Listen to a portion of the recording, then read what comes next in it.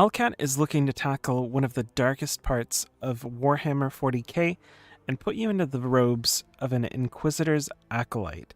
In 40k, Inquisitors are humanity's greatest protectors against their most powerful enemies, daemons, aliens, corruption, and heresy. As you can tell by the title, will be involved heavily in that task. They're even making new mechanics that weren't in Rogue Trader specifically for investigations. So, if you've ever fantasized about being a detective who happens to be investigating the most horrible chaos infestations imaginable, I have a feeling you'll finally get to live that out in this game. In Dark Heresy, Owlcat has said that they'll be narrowing the scope. Rogue Trader was much more sprawling as you jump from location to location, so imagine this will focus a bit more on specific places, fill them out a bit more. They're looking to expand reactivity, which is something I always love to hear from developers. That means the choices that you make will impact the world in meaningful ways, and that you'll feel the effects of those choices as you play. It's something that Owlcat has already been pretty good at doing, so I'm all for them amping it up even further. They're taking the foundation of what they worked on with Rogue Trader and iterating on those systems to make them even more refined than before. The example that I always point to is Pathfinder Wrath of the Righteous, where Owlcat crafted systems that let you do a wide variety of things, including becoming these mythical beings, and as you gain these powers, NPCs in the world take notice of you and start to try to use you for their own gain. You have all of these different opportunities based on what you become, and following certain directions throughout the story can have incredible outcomes. I hope to see those sorts of outcomes in Dark Heresy, and at this point, I trust Owlcat to pull that off. Owlcat hasn't shied away from venturing into the dark parts of Warhammer 40k. You can see plenty of that already in Rogue Trader, but Inquisitors take it even a step further, since they pursue the forces of chaos and heresy, and they're able to enact exterminatus. They can topple entire governments, command fleets, or through exterminatus, wipe out entire planets that are deemed too far gone to save. There's this famous quote from an Inquisitor: "There's no such thing as innocence, only degrees of guilt."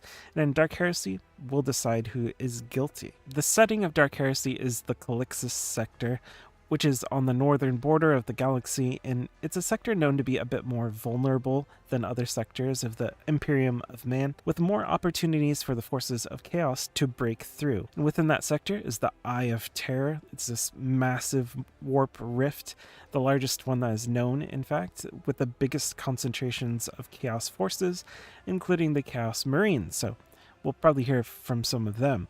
They've also talked about the Tyrant Star, which is this anomaly that shifts from place to place, causing chaos and destroying billions of lives, not to mention other places we'll see, like the Imperium of Man's strongholds, which, by the sound of it, not doing so great with the whole falling into decay thing.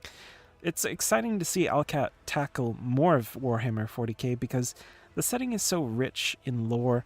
Owlcat are experts in bringing that to life. It just makes sense for them to be the ones to do it. And just to show you an example of how much lore there is, here's the page for Calixis Sector, which Dark Heresy takes place in. Yeah, it's pretty long. Some people thought that in the Chaos Path in Rogue Trader, they didn't go far enough, so now that they're diving into an area that is even more focused on chaos, I hope that they give the people what they want, make it really satisfying to take the darker path, not just about killing everybody for a laugh or something like that. If I'm going to take a more evil path, I want it to be just as rounded out as any of the other paths I could take. From the sounds of it, Dark Heresy is going to be focused on those sorts of moral dilemmas, choosing between different ways of doing things, being more puritanical and following the path of the Inquisitor, or taking a more radical route. The idea of it sounds like a lot of fun. Could be good for people that like doing multiple playthroughs as well.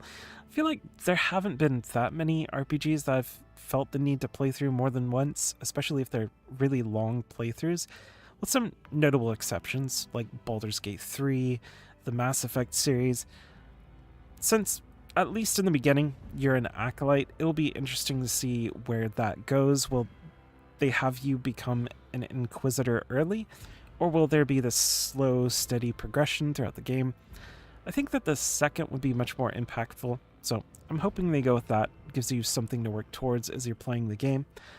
Obviously, you'll also be getting a crew of various characters to work with, including multiple different aliens, also called Xenos, a mutated human, and other acolytes. So far they've shown 5 of the companions and said that there will be at least one more. I'm hoping they're not showing us all the possible companions. Wrath of the Righteous had 12 or so on first release. Rogue Trader had 10. So launching with 6 would be a significant step down. I prefer to have a wider variety of characters, not less options as they, make new games. It's possible that because they're narrowing the scope, they hope to focus more on developing the characters instead of having more characters in general. But I always say, why not both? Plus, it seems like in this one they're leaning into that variety as well. Less humans, more different types of characters. Really like the different backgrounds of the characters in Rogue Trader. It helped to introduce various Warhammer 40k concepts that I didn't know much about, like the Mechanicus and all of those things. It's kind of weird that I haven't heard as much buzz about this game, though. I feel like people are sleeping on Owlcat's RPGs a little bit. They get praise from RPG fans, but I can't express how cool they really are. We don't have that many RPGs in this class that are this massive and this well done, so make sure that you pay attention to this one, because I have a feeling it's going to be an incredible experience. I do videos on RPGs of all kinds, so if you love them as much as I do, make sure to subscribe. Thanks for watching.